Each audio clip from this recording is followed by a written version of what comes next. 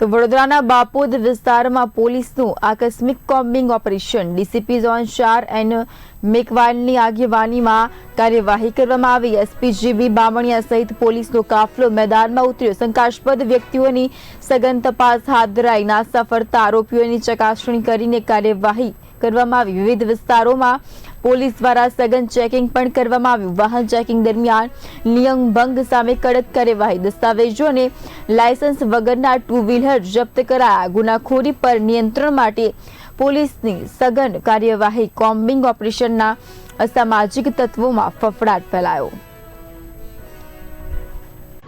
આજરોજ વડોદરા શહેરના માનનીય પોલીસ કમિશનર સાહેબશ્રી અને સંયુક્ત પોલીસ કમિશનર સાહેબશ્રી સેક્ટર 2 સાહેબનાઓની સૂચના અને માર્ગદર્શન હેઠળ બાપોદ પોલીસ સ્ટેશનના એકતાનગર, દત્તનગર વગેરે અલગ અલગ વિસ્તારોમાં આજે એક કોમ્બિંગનું આયોજન કરવામાં આવેલું છે।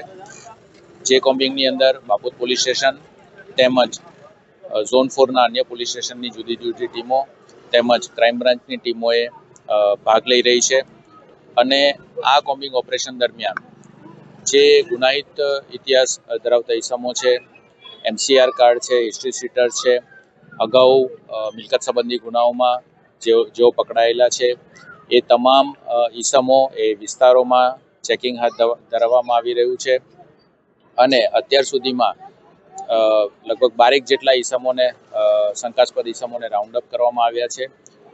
નંબર પ્લેટ વગરના વાહનો ડિટેન કરવામાં આવ્યા છે અને જે અમુક સિકલીગર છે કે જેમના વોરંટ પેન્ડિંગ હતા એ વોરંટ બજવણી કરીને એમને ડિટેન કરવામાં આવ્યા છે।